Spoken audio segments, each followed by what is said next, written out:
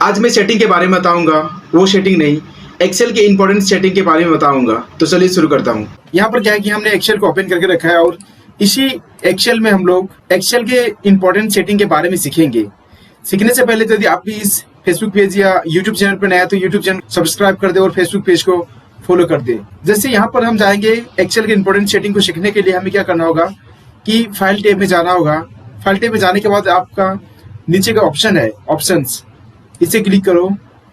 Click करने के बाद यहाँ पर बहुत सारे सेटिंग है, जनरल है, फॉर्मूलाज है, प्रूफिंग है। इन सभी सेटिंग को एक एक करके देखेंगे। जैसे जनरल में आपका ये है कि enable live review. Enable live review का मतलब होता है जैसे हम क्या करते हैं कि यदि एनेबल लाइव रिव्यू को हम अनचेक करके रखते हैं तो ये क्या होगा कि यदि यहाँ पर हम इसे सेलेक्ट करते हैं, सेलेक्ट करने के बाद यहाँ पर होम टैब में जाने के बाद भी यदि यहाँ पर फिल कलर में यदि ऑप्शन को रखेंगे तो यहाँ पर लाइव रिव्यू नहीं दिखाता है।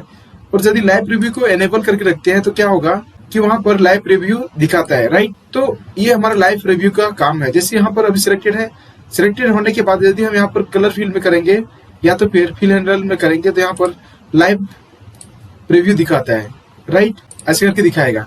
उसके बाद अगला है कि फिर फाइल में जाओ। फाइल में जाने के बाद ऑप्शन में क्लिक करो। ऑप्शन में जाने के बाद यहाँ पर इंपॉर्टेंट सेटिंग ये था। उसके बाद show many tool bar on selection. यदि ये हमारा चेकआउट नहीं रहता है तो इससे क्या होगा कि हमारे पास एक मिनी टूल बार आता है। मिनी टूल बार का मतलब जैसे हमने यहाँ पर अपना नाम टाइप कर रखा है और इसे डबल ट्रिपल क्लिक करके हम सिलेक्ट करते हैं। सिलेक्ट करने के बाद यहाँ पर यदि आप कर्सर रखेंगे तो यहाँ पर एक मिनी टूल बार आता है। इसी को कहते हैं मिनी टूल बार। यदि mini tool bar option checkout रहेगा तो ये हमारा मिनी टूल बार शो होगा, अदरवाइज शो नहीं होता है, राइट। तो हमारा ये इंपॉर्टेंट सेटिंग है। अगला है फिर ऑप्शन में क्लिक किया, उसके बाद जनरल, ये हमारा स्कीम जो है सिल्वर है, राइट। ये हमारा फंड साइज जो डिफॉल्ट है कितना है 11 है। और इंक्लूड द मेनी शीट्स, कम से कम 3 शीट इंक्लूड होता है। जब भी आप एक्सेल के वर्कशीट को ओपन करेंगे तो हमेशा 3 वर्कशीट ओपन होगा, राइट। अगला है फॉर्मूला। फॉर्मूला में क्या है कि यहाँ से आप क्या कर सकते हैं, जैसे यहाँ पर एक इंपॉर्टेंट सेटिंग है। यहाँ पर अभी हमारे एक्सेल के कॉलम का हेडिंग क्या दिखाता है, ABCD करके, राइट, अल्फाबेटिकल दिखाता है। यदि हमें अल्फाबेटिकल नहीं, हमें नंबर चाहिए तो नंबर, इसको अल्फाबेटिकल को हटाना है तो क्या करना है आपको, इसे चेक आउट करके रखो, R1C1 रेफरेंस स्टाइल, इसके बाद ओके करो। ओके करने के बाद जितना भी कॉलम का अल्फाबेटिकल हेडिंग था वो सभी हाइड हो गया। उसके बदले क्या आया, 1 2 3 4 करके न्यूमेरिकल वैल्यू, राइट।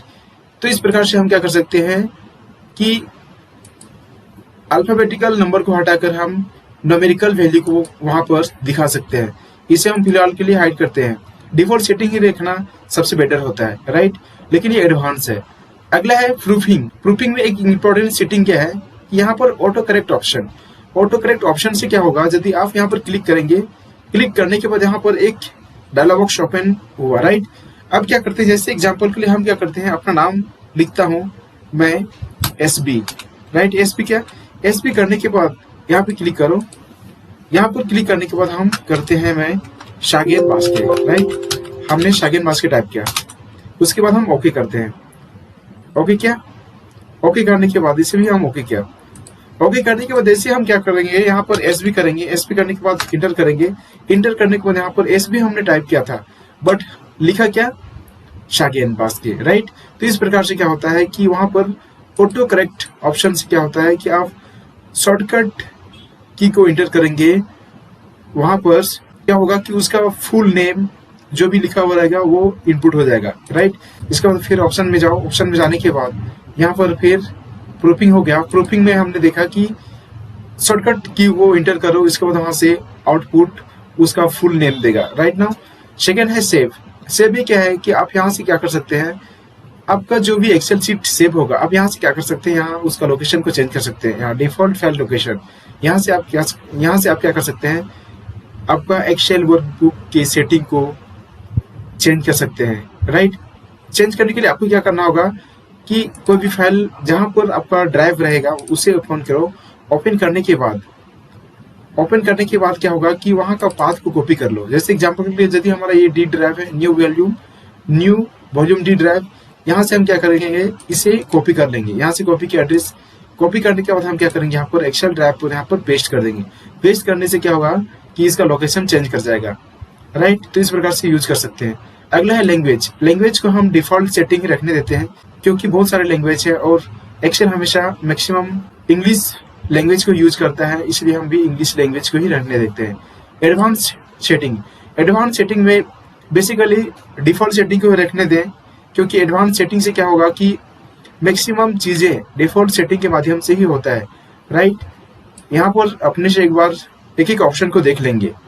अगला है कस्टमाइज रिबन। कस्टमाइज रिबन से क्या होगा, यहाँ पर एक इंपॉर्टेंट सेटिंग है। यदि आप चाहते हैं कि सभी रिबन को हम क्या करें, हाइड करें। हाइड करने के लिए आपको क्या करना होगा कि जो भी यहाँ चीजें चेकआउट है, जैसे इंसर्ट का, पेज लेआउट का, फॉर्मूला का, डेटा का, रिव्यू का, व्यू का, डेवलपर के एड्स इन और बैकग्राउंड रिमूवर, यदि इन सभी को हाइड करना है तो ये सभी को चेकआउट से अनचेक करो। उसके बाद क्या करना है, ओके करो। ओके करने के बाद यहाँ पर आप रिबन में देख पाएंगे कि एक भी जितने भी ऑप्शन था टैब में, formula bar, data, review, view, ये सभी क्या हो गया, हाइड हो गया।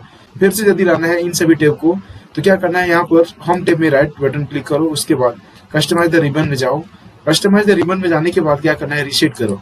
रीसेट क्लिक करो। उसके बाद यहाँ पर है रीसेट और कस्टमाइज, इसे ओके करो। उसके बाद यस करो। यस करने के बाद फिर ओके करो। ओके करने के बाद दोबारा ये सभी ऑप्शन क्या हो गया, अपीयर हो गया, शो हो गया, राइट। तो वो हमारा इंपॉर्टेंट सेटिंग था। उसके बाद क्विक एक्सेस टूल बार, ये तो क्विक एक्सेस टूल बार ये कॉमन चीज है। उसके बाद एडिट्स, ये हमारा पर्सनल एक टॉपिक बना हुआ है। अगला है ट्रस्ट सेंटर। ट्रस्ट सेंटर से क्या होगा, आपका मैक्रो एनेबल होता है। जैसे ट्रस्ट सेंटर पे क्लिक करो। ट्रस्ट सेंटर में क्लिक करने के बाद यहाँ पर ट्रस्ट सेंटर सेटिंग है, इसे क्लिक करो। यहाँ पर क्लिक करने के बाद यहाँ पर एक ऑप्शन है मैक्रो का, राइट, मैक्रो सेटिंग, इसे क्लिक करो। मैक्रो सेटिंग क्लिक करने के बाद यदि आपका मैक्रो एनेबल नहीं रहेगा तो आपका मैक्रो काम नहीं करेगा। इसलिए क्या करना है कि मैक्रो को एनेबल रखने के लिए यहाँ पर इसे चेक आउट रखना है, राइट। हमने चेक आउट रखा। उसके बाद यहाँ पर नीचे को भी यहाँ पर इसे भी चेक आउट रखो। Trust access to the VBA project object model, इसे भी चेक आउट रखो। इसके बाद ओके करो। ओके करने के बाद क्या होगा कि आपका जो भी मैक्रो है वो एनेबल हो जाएगा, राइट। ये सभी क्या है कि एक्सेल का एक इम्पोर्टेंस जनरल सेटिंग था, राइट, इम्पोर्टेंट सेटिंग था जो एक्सेल चलाने वालों को कम से कम इन सब चीजों को आना चाहिए, ताकि आप क्या कर सके कि ये सभी टूल को एक्सेस क्विकली कर सके आप, राइट। तो ये रहा एक्सेल का इम्पोर्टेंट सेटिंग। आज मैंने इन सभी चीजों के बारे में एक्सप्लेन किया। तो आज के सेशन में इतने, मिलते हैं नेक्स्ट वीडियो में गाइस, बाय बाय।